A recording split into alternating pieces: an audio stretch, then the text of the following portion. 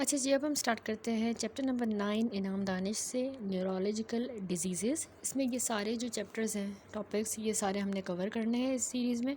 और सबसे पहले जो है चैप्टर स्टार्ट होता है with the examination of the nervous system.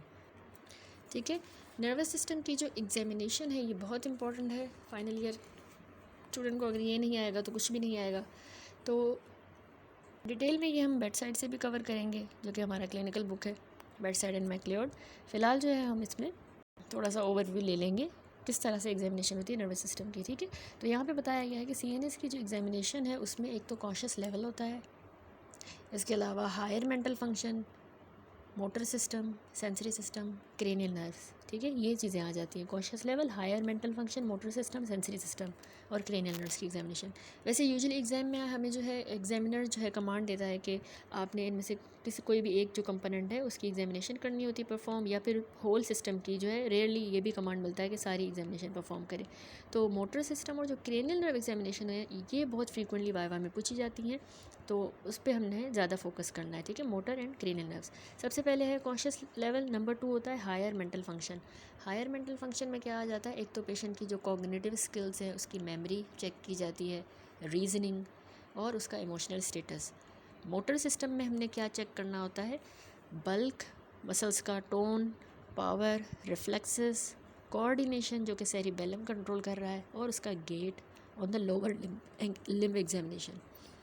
Sensory system में हमने जो है पेशेंट का टच, पेन, ये सेंसेशंस चेक करनी, टच की sensation, pain, temperature, vibration, position, stereognosis, cortical sensations. And number 5 step होता है हमारा क्रेनियल नर्व्स को एग्जामिन करना। And number 6 examination of the unconscious patient. ठीक हो गया, तो सबसे पहला हमारा स्टेप होता है नर्वस सिस्टम की एग्जामिनेशन में कॉन्शियस लेवल। कॉन्शियस लेवल हमेशा हम जो है ग्लासको कोमा स्केल के ज़रिए जो है असेस करते हैं, GCS स्केल, जो कि आई ओपनिंग की बेस्ड है on the assessment of I opening, verbal response और मोटर रिस्पॉन्स। ये 3 चीज़ें इसमें आती हैं GCS में। ठीक है, तो GCS का मैक्सिमम और मिनिमम स्कोर आपको पता होना चाहिए कि 15 जो है इसका मैक्सिमम स्कोर है और मिनिमम जो है 3 होता है। Always mention the conscious in term of GCS। जब भी आपको कॉन्शियस लेवल जो है चेक करने का बोला जाए तो आपने वो हमेशा GCS की बेसिस पे बताना है। अगर GCS जो है वो 3 to 8 आता है तो ये बहुत सीवियर है, 9 से 12 मॉडरेट, 13 to 15 माइल्ड। ठीक है, लेकिन अगर लेस देन 8 पेशेंट का GCS है तो ये इंपॉर्टेंट पॉइंट है, पूछा भी जाता है कि इंट्यूबेट आप कब करेंगे, तो इंट्यूबेट हमने फिर एयरवे मेंटेन करके इंट्यूबेशन करनी होती है अगर लेस देन 8 GCS आए। अब कैसे ये निकाला जाता है पेशेंट का GCS, बेड साइड पर आप लोग जाते हैं तो वो भी हम सीखेंगे। तो इसमें सबसे पहले जो है हमने कहा 3 कंपोनेंट्स होते हैं, आई ओपनिंग, मोटर रिस्पॉन्स और वर्बल रिस्पॉन्स। तो आई ओपनिंग में याद रखिएगा 4 स्कोर होते हैं, मोटर रिस्पॉन्स में 6, वर्बल रिस्पॉन्स में 5। ठीक है, आई ओपनिंग आप पेशेंट के पास गए हैं, ठीक है, और उसने खुद ही जो है स्पॉन्टेनियसली अपनी आंखें खोली हैं, ठीक है, तो उसका मतलब है उसको 4 पॉइंट आप देंगे। लेकिन पेशेंट को आपने बुलाया है, ठीक है, उससे बात की है, तो उसके आपके बोलने पर उसने आंखें खोली हैं तो फिर जो है 3 स्कोर देंगे। इसके अलावा अगर उससे भी नहीं खोल रहा पेशेंट तो आपने जो है इस तरह से कोई भी ऑब्जेक्ट लेके पेन स्टिमुलाई देना है, उसके नेल बेड पे इस तरह से प्रेशर देना है 10 सेकंड्स के लिए। ये सपोज पेशेंट की फिंगर इस तरह से आपने प्रेशर देना है और 10 सेकंड्स के लिए, जब तक कि मतलब प्रेशर की इंटेंसिटी भी आपने इंक्रीज़ करनी है जब तक कि वो आंखें खोले। अगर तो पेन पे अगर खोल रहा है तो वो 2 देंगे, अगर उससे भी नहीं नील तो फिर आपने 1 स्कोर देना है। ठीक हो गया, और याद रखिएगा अगर कोई ऐसी कंडीशन है जिसमें जो है आई ओपनिंग नहीं की जा सकती, जैसे आई स्वेलिंग है या कोई इशू है आई का, तो उसमें आपने NT लिखना है, यानी कि not testable, NT, I opening is not testable. उसके बाद आता है मोटर रिस्पॉन्स। मोटर रिस्पॉन्स में आपने कोई भी 2 कमांड जो है ना साथ देने हैं पेशेंट को, जैसे कि अपने मुंह खोलें और ज़ुबान बाहर निकालें। ठीक है, तो अगर पेशेंट इस कमांड को ओबे करता है, ठीक है, तो उसको आपने 6 पॉइंट दे देने हैं। लेकिन अगर जो है पेशेंट को इससे नहीं हो रहा, पेशेंट जो है मोटर रिस्पॉन्स शो नहीं कर रहा, तो आपने क्या करना है कि लोकलाइज़ करना है पेन। देखना है कि पेशेंट जो है पेन को लोकलाइज़ कर रहा है। वो कैसे करना है, आपने कोई भी पेनफुल स्टिमुलस देना है सुप्रा ऑर्बिटल नर्व पे या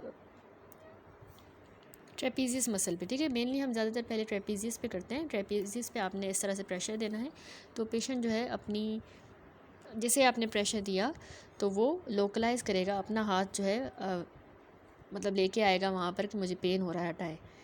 लोकलाइज करेगा पेन को। तो यही बात कर रहा है कि localising the pain, apply painful stimulus supraorbital nerve, patient brings hand up beyond the chin to localise it, यानी ऊपर तक ले आएगा कि आप सुप्रा ऑर्बिटल पे भी प्रेशर लगा के कर सकते हैं, सुप्रा ऑर्बिटल नर्व पे प्रेशर रख के या ट्रेपेजिस पे, तो वो लोकलाइज कर लेगा, तो उसको 5 पॉइंट देंगे। उसके बाद 4 आप कब कहेंगे, जब पेशेंट जो आपने पेनफुल स्टिमुलाई दिया लेकिन वो लोकलाइज नहीं करा, उसने विथड्रॉ किया, यानी उसने पहले अपनी आर्म बेंड की, वहाँ तक लेके आने वाला था, लेकिन फिर उसने जो है वापस कर दी, ठीक है, विथड्रॉ कर दिया। इसको हम कहते हैं कि विथड्रॉ कर दिया, या नॉर्मल फ्लेक्शन की उसने, ऐसा भी कह सकते हैं, तो उसको फिर आपने 4 पॉइंट दिया, ठीक है। इसी तरह अगर जो है एबनॉर्मल फ्लेक्शन की, अगर जो है यानी ट्रेपेजियस को आपने प्रेस किया, प्रेशर दिया, पेन स्टिमुलाई दिया, उससे जो है पेशेंट ने अपनी एल्बो को जो है अपनी आर्म को अपने टूवर्ड्स हिज बॉडी लेके आया, एबनॉर्मल फ्लेक्शन की उसने, तो उसको हम कहते हैं डीकोर्टिकेट पोस्चर किया, ठीक है। तो उसको फिर आपने 3 देना है। और 2 कब देंगे, जब वही जो है प्रेशर देने पर उसने extensive response away from the body अपनी एल्बो को लेके गया, तो उसको हम कहते हैं डेसिबरेट पोस्चर। तो रिस्ट की इसमें स्पास्टिक फ्लेक्शन होती है ना, मतलब अवे ले जाएगा अपनी बॉडी से, तो एक्सटेंसिव रिस्पॉन्स में आपने 2 देना है। अगर फिर भी कोई भी रिस्पॉन्स शो नहीं कर रहा है पेशेंट मोटर रिस्पॉन्स, तो फिर निल में आपने 1 स्कोर देना है। ये सारा मोटर रिस्पॉन्स आपने ट्रेपेजियस के ऊपर करना है, ठीक है। अगर जो है इसमें नहीं हो रहा, किसी भी तरह से रिस्पॉन्स आपको नहीं मिल रहा, तो फिर आपने ये सारा सुप्रा ऑर्बिटल नर्व को पेन स्टिमुलाई देके फिर करना है। तो अगर सुप्रा ऑर्बिटल नर्व पे भी प्रेशर देने पे ओबे नहीं हो रहा, ये मोटर रिस्पॉन्स पेशेंट शो नहीं कर रहा, निल आ रहा है, तो फिर जो है आपने 1 देना होता है, ठीक है। और अगर कोई ऐसा केस है जिसमें जैसे पैरालिसिस हुई है या बोन इंजरी हुई है, तो उसमें आप लिखेंगे कि motor response is not testable, NT लिखना है, ठीक हो गया। देन आता है 3rd हमारे पास वर्बल रिस्पॉन्स। वर्बल रिस्पॉन्स आपने इसमें 5 स्कोरिंग सिस्टम है, किस तरह करना है। इसमें सबसे पहले आपने जो है 2-3 क्वेश्चन पूछने होते हैं शुरू में पेशेंट से कि आप कहाँ पर हैं, आपका नाम क्या है, एक तो ये पूछना है, दूसरा आप कहाँ पर हैं और कौन सा महीना चल रहा है, ठीक है। तो इस तरह टाइम, प्लेस और पर्सन आपने पूछना। अगर उसने सही बता दिया तो वो 5 स्कोर होगा। इसका मतलब है कि पेशेंट वेल ओरिएंटेड है, 5 स्कोर। फॉर एग्जांपल अगर पेशेंट जो है कंफ्यूज्ड है, उसने जो है यानी आपने उससे पूछा कि आप कहाँ पर हैं, तो वो कह रहा है कि मैं मार्केट में हूँ, तो वो पेशेंट कन्फ्यूज्ड है, तो उसको आपने फिर 4 मार्क्स देने। इसी तरह ये कह रहा है कि मतलब टॉकिंग इन सेंटेंसेस बस but disoriented in time, place and person, disoriented है, कंफ्यूज है, तो 4 पॉइंट। इसके अलावा अगर 3 पॉइंट आप कब देंगे वर्बल रिस्पॉन्स में, जब अगर आपने पेशेंट से क्वेश्चन पूछा और आपने पूछा आपका नाम क्या है और पेशेंट कह रहा है फुटबॉल, यानी बस वो अटर कर रहा है वर्ड्स रादर देन सेंटेंसेस, बस वर्ड्स बोल रहा है और इनअप्रोप्रिएट वर्ड्स, तो उसमें 3 पॉइंट्स देंगे। अगर वो वर्ड्स भी नहीं बोल रहा, बस साउंड्स जो है वो इनकम्प्रेंसिबल साउंड्स जो है यूज़ कर रहा है, ग्रॉन्स, ग्रंट्स, बट नो वर्ड्स, तो उसमें फिर आपने 2 स्कोर देना होता है। और अगर बिल्कुल भी कोई रिस्पॉन्स वर्बल शो नहीं हो रहा, नहीं बता रहा पेशेंट, तो उसमें आपने 1 स्कोर देना होता है। और इसमें भी वही NT यानी नॉन टेस्टेबल कौन सी कंडीशन है, अगर इंट्यूबेशन हुई हुई, इंट्यूबेशन में तो पेशेंट का वर्बल रिस्पॉन्स होगा ही नहीं, या फिर पेशेंट जो है वो उसको हेयरिंग लॉस है, तो उस केस में वर्बल रिस्पॉन्स नहीं चेक किया जाएगा, ठीक हो गया। तो ये पूरा था GCS, इस तरह से किया जाता है परफॉर्म। अच्छा, GCS स्कोर जब आप लिखेंगे वो आपने तीनों कंपोनेंट अलग करके लिखने हैं, बिल्कुल इस तरह से। I मोटर वर्बल EMV लिखना है, तो अगर सपोज़ I जो है उसका 4 आया है, V इस तरह आप लिखेंगे, साथ में V5 लिख लेंगे, M6 लिख लेंगे, जो भी आया है उसका। अगर आपको कोई रिस्पॉन्स नहीं है, नॉट टेस्टेबल है, तो आप इस तरह लिख सकते हैं, E साथ में T लिख देंगे, ठीक है। तो याद रखिएगा कि स्कोर 15 जो है उसमें पेशेंट बिल्कुल अलर्ट और अवेक होता है, जिस तरह मैंने अभी आपको बताया। अगर वो 8 से लेस है तो वो पेशेंट कोमा में होगा, और अगर 3 है स्कोर तो वो बिल्कुल डीप कोमा में होगा, ठीक हो गया। तो मैंने आपको यहाँ पे भी बताया था सिवियरिटी के हिसाब से कि 3 to 8 जो है वो सिवियर ब्रेन इंजरी होती है, 9 to 12 मॉडरेट ब्रेन इंजरी, और 13 to 15 माइनर ब्रेन इंजरी या माइल्ड ब्रेन इंजरी होती है, ठीक है। तो यहाँ पे GCS हुआ, उसी को यहाँ पर भी समराइज़ करके लिखा है, बिहेवियर रिस्पॉन्स, ठीक है। Eye opening response, spontaneously speech, pain, no response. इसी तरह वर्बल ओरिएंटेड है, टाइम प्लेस पर्सन के लिए, कंफ्यूज है, इनअप्रोप्रिएट वर्ड यूज़ कर रहा है या इनअप्रोप्रिएट साउंड्स या नो रिस्पॉन्स। मोटर में भी हमने ये देखा कि obeys the command moves to localise the pain या flex to withdraw from the pain, abnormal flexion कर रहा है, एक्सटेंशन कर रहा है, एंड नो रिस्पॉन्स। तो इस तरह से आपने बहुत ईजी होता है, कैलकुलेट करेंगे GCS। अब आता है अगला जो है कॉशियस लेवल कंपोनेंट, पहला हो गया। अगला जो कंपोनेंट होता है नर्वस सिस्टम की एग्जामिनेशन का, वो होता है higher mental function. Higher mental function में हमने 4 चीज़ें कहा होती हैं। कॉग्निटिव स्किल होती है, मेमोरी पेशेंट की, रीजनिंग और इमोशनल स्टेटस। सबसे पहले अगर कॉग्निटिव स्किल की बात करें तो कॉग्निटिव स्किल याद रखिएगा, इसकी जो नॉर्मल जो कॉग्निशन के फीचर्स होते हैं ना, वो होती है हमारी जो फ्लुएंट लैंग्वेज हम बोल पा रहे हैं। इसके अलावा जो भी चीज़ें बोली जा रही हैं, स्पोकन जो कमांड है उसको हम समझ रहे हैं, ये भी हमारी कॉग्निशन है। चीज़ों को, ऑब्जेक्ट्स को नेम करना आता है हमें, ये क्या चीज़ है, वो क्या चीज़ है। Reading and writing, numerical calculation करते हैं, recognition of objects, ability to find the way, ability to dress himself, ability to copy the geometric pattern, जैसे क्यूब बना लेना, उसको देख के स्टार बना देना, सर्कल बनाना, उसको कॉपी करना, तो ये कॉग्निटिव स्किल होती है। ठीक है, ये चेक की जाएगी पेशेंट की। इसी तरह मेमोरी अब कैसे चेक होती है? मेमोरी तो एक रीसेंट मेमोरी होती है। हमने पेशेंट से जो है ना प्रेजेंट इलनेस के बारे में पूछना है, कोई भी हॉट न्यूज़ पूछनी है। और रिमोट मेमोरी जो है उसमें हमने मोर देन 5 ईयर्स के बारे में जो इवेंट्स हुए हैं 5 साल पहले, तो वो पूछने हैं। इस तरह से हम मेमोरी असेस करते हैं पेशेंट की। रीजनिंग और प्रॉब्लम सॉल्विंग भी आपने उसकी कैसे असेस करनी है, आपने पेशेंट को कहना है कि रिवर्स करे 3 या 4 रैंडम नंबर्स को, ठीक है, या फिर प्रोवर्स एक्सप्लेन करे। इस तरह से आप पेशेंट की जो है रीजनिंग या प्रॉब्लम सॉल्विंग स्किल जो है चेक कर रहे हैं। इमोशनल स्टेट को एग्जामिन करेंगे, उसके लिए आपने डिप्रेशन चेक करना है, एंजाइटी तो नहीं है, उसको एक्साइटमेंट या स्लोनेस ऑफ द मूवमेंट। इस तरह से ये पूरी हायर मेंटल फंक्शन को हमने असेस किया। थर्ड हमारा कंपोनेंट था नर्वस सिस्टम की एग्जामिनेशन में मोटर सिस्टम। ठीक है, मोटर सिस्टम याद रखिएगा कि मोटर सिस्टम में जो बहुत इंपॉर्टेंट है एग्जाम पॉइंट ऑफ व्यू से भी, इसमें हमने अपीयरेंस ऑफ दी मसल्स को एग्जामिन करना होता है, टोन देखनी होती है, पावर, रिफ्लेक्सेस और कोऑर्डिनेशन।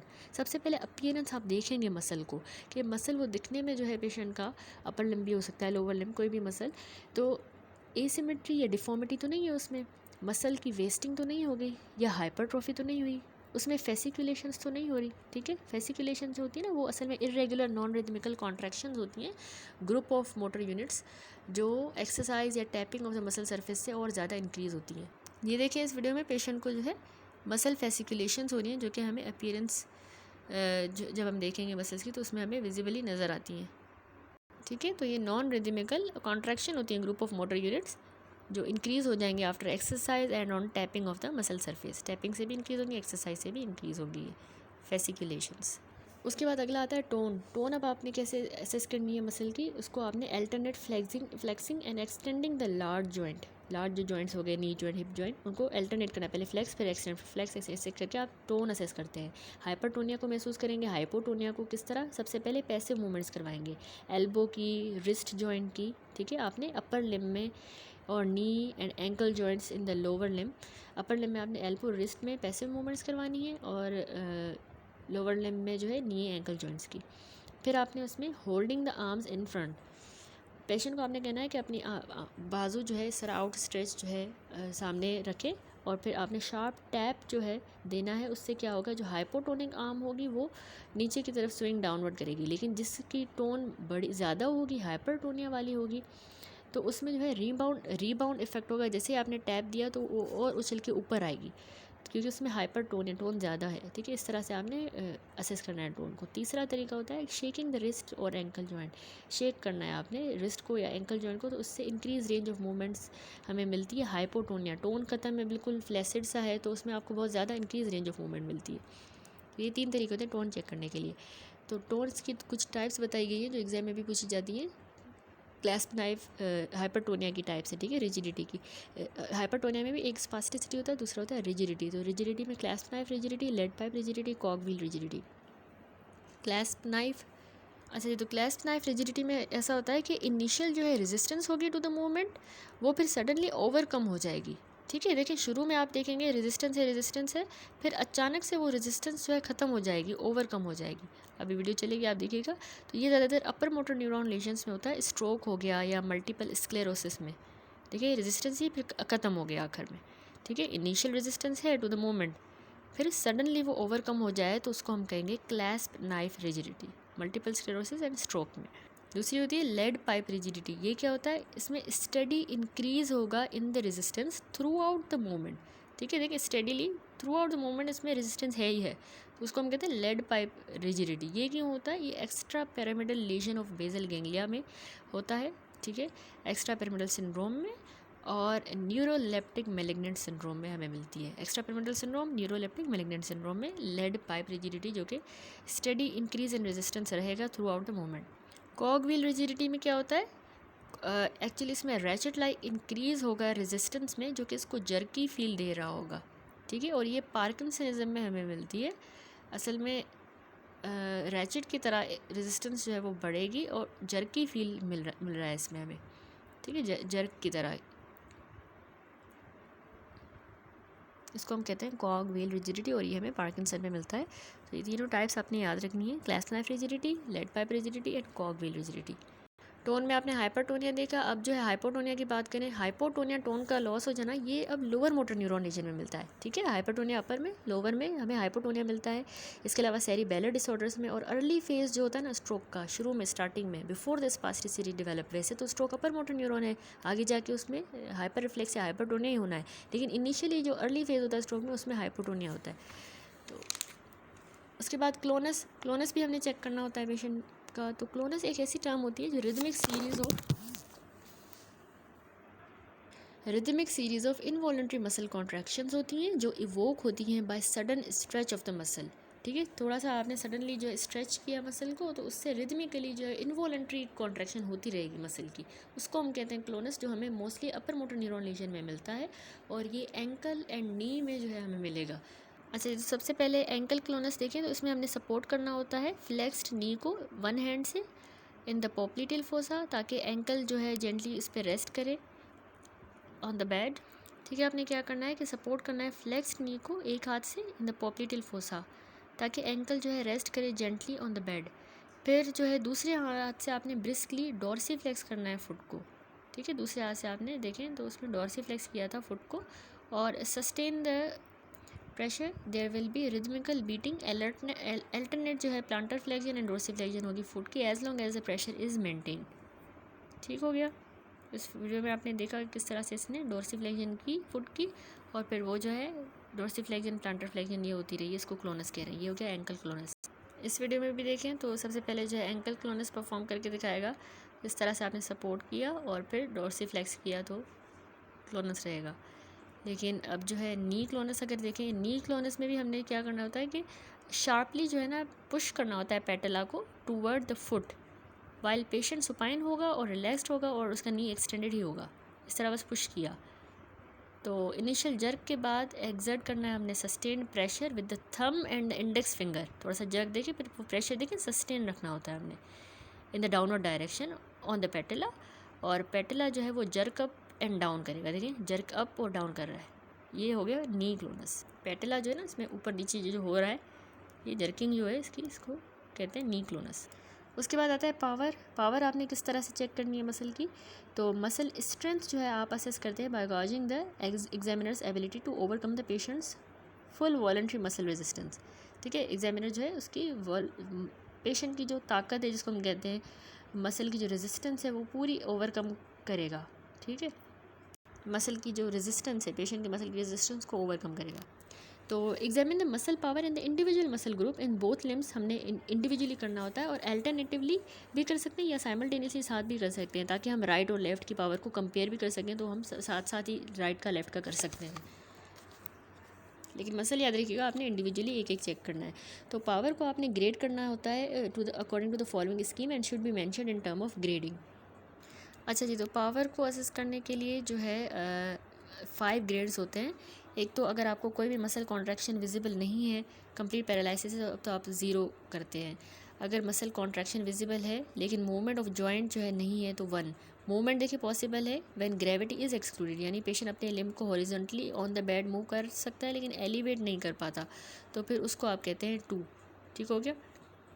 अच्छा, उस वीडियो को छोड़ दें, अब आप बस याद रखें कि जब आपने पावर एग्जामिन करनी है, सबसे पहले आपने विजिबल देखना है कि आपको कोई मसल कॉन्ट्रैक्शन विजिबल नज़र आ रही है, ठीक है। नहीं आ रही कोई भी विजिबल कॉन्ट्रैक्शन, तो हम कहेंगे कंप्लीट पैरालिसिस है, 0 ग्रेड करेंगे।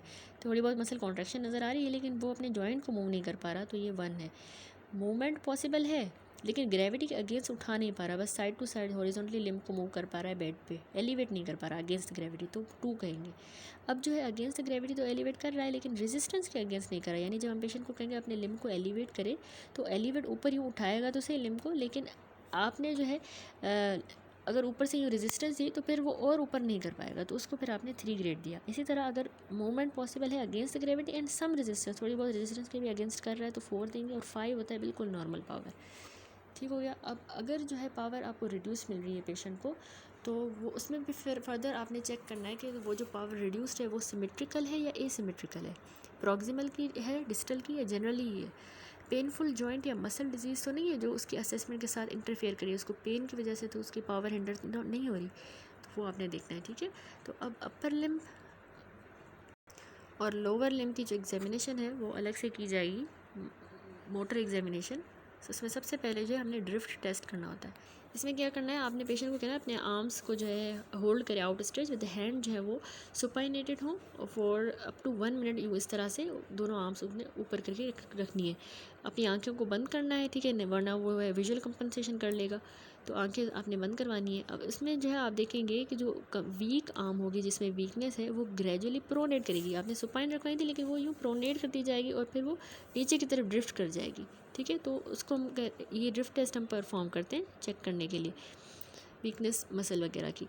तो इसके अलावा अब फिंगर्स में आपने चेक करना है। फिंगर्स में पेशेंट को आप कहेंगे फिंगर के एक्सटेंसर और फ्लेक्सर दोनों चेक करने होते हैं। ठीक है, तो आपने पेशेंट को कहना है कि 2 फिंगर्स को जितना टाइटली हो सके उतना जो है वो करे, पुश करे, स्क्वीज़ करे। ठीक है, हम कह सकते हैं जितना टाइटली हो सके स्क्वीज़ करे, और फिर यानी पेशेंट की जो फ्लेक्सर्स इंटैक्ट हैं या नहीं उसके लिए चेक करने के लिए आपने अपने जो है इंडेक्स और जो आपकी मिडिल फिंगर है वो आपने ओवरराइड करने हैं, और फिर आपने पेशेंट को कहना है, पेशेंट को यानी आपने कहना है कि सपोज़ पेशेंट का हैंड है कि उसको स्क्वीज़ करे। ठीक है, जबकि आप जो है अगेंस्ट आपने जो है उसको पुल करना है फ्री, लेकिन पेशेंट को कहना है कि उसको स्क्वीज़ करे। ठीक है, तो उससे आप उसकी फ्लेक्सर्स चेक करने हैं उसकी, और अगर आपने पेशेंट के एक्सटेंसर चेक करने हैं तो पेशेंट को आपने कहना है कि open the fist against resistance. ठीक है, जो फिस्ट है उसको खोल के दिखा, उसके लिए फिर आपने उसके इससे आप उसके एक्सटेंसर्स चेक कर रहे हैं। इसके अलावा एडक्टर्स ऑफ द फिंगर्स चेक करने के लिए जो पामर इंटरोशाई है वो हमारे जो है एडक्टर ऑफ द फिंगर्स होते हैं, तो उनको हमने कैसे टेस्ट करना है, पेशेंट को कहना है कि कोई पीस ऑफ पेपर जो है वो होल्ड करे, या इस तरह से पीस ऑफ पेपर है तो यहाँ पे इंट्रोशाई होते हैं, यूँ होल्ड करें, फिर आपने जो पेपर को रिमूव करने की कोशिश करें तो आप इंट्रोशाई की पावर चेक करें। ठीक है, एडक्टर्स की। और एबडक्टर्स को कैसे चेक करें, जो डोर्सल इंट्रोशाई है वो एबडक्टर्स होते हैं, तो उनको हमने टेस्ट करना होता है। हम पेशेंट को कहेंगे अपनी फिंगर्स को जो है अगेंस्ट रेजिस्टेंस फैन आउट करें, यानी अगेंस्ट रेजिस्टेंस आपने कहना है अपनी फिंगर्स को जो है यूँ फैन आउट करें, तो उससे फिर आप उसके एबडक्टर्स को चेक करें। ठीक है, इसी तरह फिर ये फिंगर्स की हमने चेक की अपर लिम्ब में, फिर रिस्ट पे आ जाए, सीक्वेंस में आप चलेंगे तो इजी हो जाएगा। रिस्ट में फिर वही फ्लेक्सर्स भी हैं, एक्सटेंसर्स भी हैं।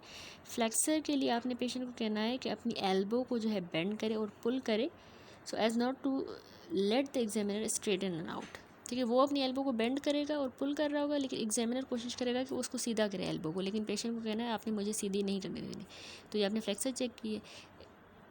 और इसी तरह एक्सटेंसर ऑफ रिस्ट के लिए आपने पेशेंट को कहना है अपनी रिस्ट को जो है वो एक्सटेंड करे और एग्जामिनर को बेंड ना करने दो, उसका ऑपोजिट। एल्बो की बात करें, एल्बो के फ्लेक्सर और एक्सटेंसर किस तरह चेक होंगे। एल्बो के फ्लेक्सर्स के लिए पेशेंट जो अपनी एल्बो को बेंड करेगा और एग्जामिनर को स्ट्रेटन नहीं कर दीजिएगा। यहाँ पे जो है मिस्टेक है, एल्बो नहीं, ये रिस्ट है। ठीक है, रिस्ट को जो वो स्ट्रेटन नहीं करने देगा, और यहाँ पर एल्बो को। ठीक है, एक्सटेंसर ऑफ एल्बो के लिए हमने पेशेंट को कहना है कि अपनी एल्बो को सीधा रखें, और हम जो है अगेंस्ट रेजिस्टेंस उसको जो है हम फ्लेक्स करने की कोशिश करेंगे और कहेंगे आपने मुझे फ्लेक्स नहीं करने देनी।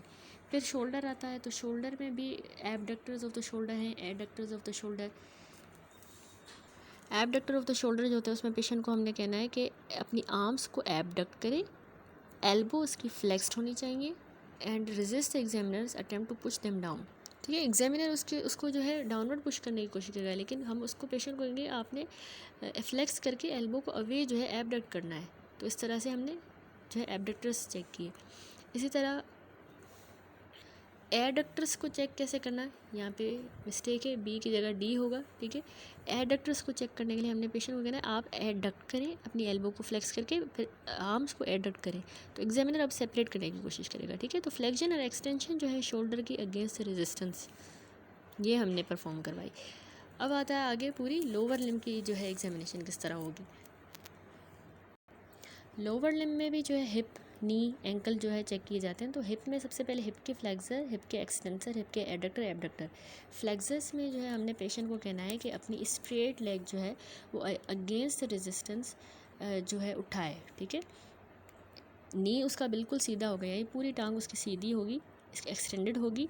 और फिर हम यहाँ पर अगर हिप जॉइंट है, सपोज यहाँ पे हिप जॉइंट है, तो उसको हम कहेंगे सीधी सीधी अपनी हिप लेग को जो है उठाए, नी भी एक्सटेंडेड ही रहे।